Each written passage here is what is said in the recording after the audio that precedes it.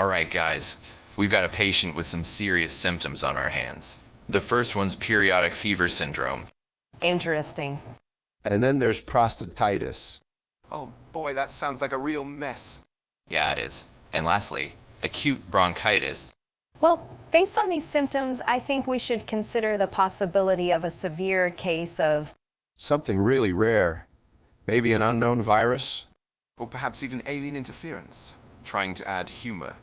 Hold up. I don't need your wild theories right now. The diagnosis is clear. It's vestigial twin. Really? But the symptoms don't really match. And what about the pull? Through procedure you're proposing? Isn't that a bit risky for someone already showing signs of... Look guys, I know it's risky. But this is medicine, not a game show. We gotta take bold steps sometimes. I understand your concern, but I'm confident in my diagnosis and procedure. You've been wrong before, Hawks, and that's a fact. No, that's an alternative fact.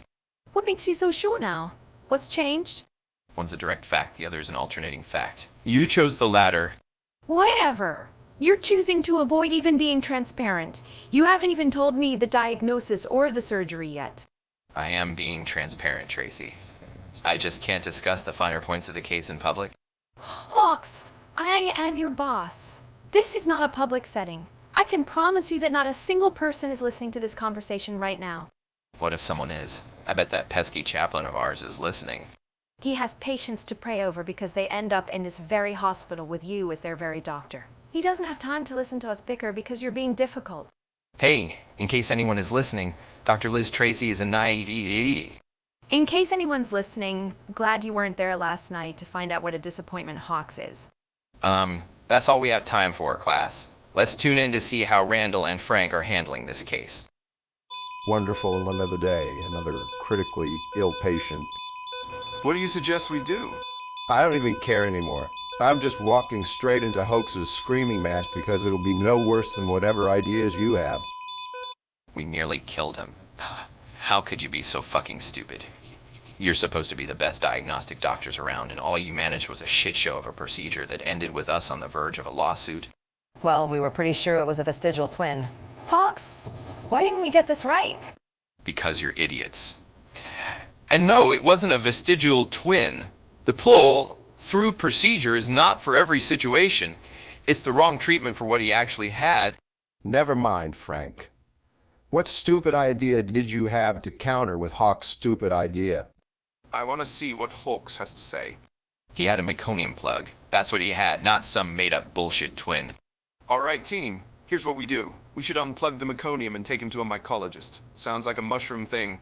Sorry about that, Hawks. We'll do better next time. Don't apologize to me. You should be apologizing to him. He nearly died because of your incompetence. Now get back to work and make sure this never happens again. Yes, Doctor. We'll correct our mistakes immediately. We promise to be more careful in the future. That's all you can say. We promise. Well, here's what I promise. If something else goes wrong because of your screw-ups, then none of you will have a job when this is over. Now, get. I can't picture that being a punishment given what you subject us to on a daily basis, Hawks. Okay. Not only will I fire you, I will convince everyone in the region that you are idiot doctors who aren't worthy of hiring. No need to do that. All the other hospitals talk shit about you all the time. They know it's your fault this hospital is a joke. So, how are your patients doing today?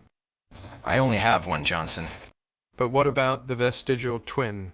That's what I'm talking about. Your attempt at a pun is vestigial humor. It serves absolutely no use here in the workplace, and now I've lost my fucking appetite. Good riddance.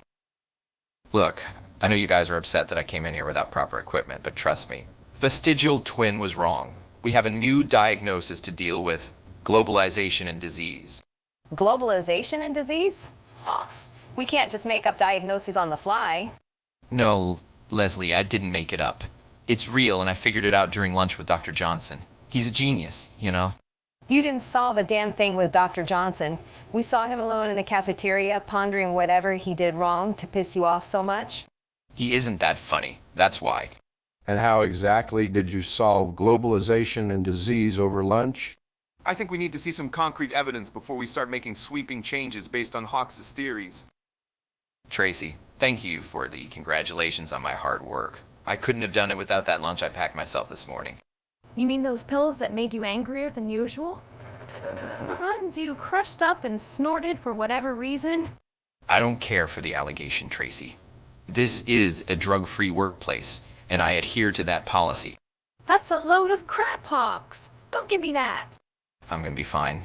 Everything is gonna be fine now. Sometimes we just need a push to get life back on track. Go to rehab or something. We don't need you making rash decisions while inebriated. You're gonna kill somebody if you keep this up. With what? This old cane of mine. That's like trying to stick a log in my eye while removing a splinter from someone else's eye. If I break this cane while killing someone, I'm shit out of luck because they don't make this model anymore. You don't even need it for mobility. You act attached to it for reasons none of us can ever figure out. That front parking space at the hospital. That's a good reason to have a cane. Kinda sells it for me.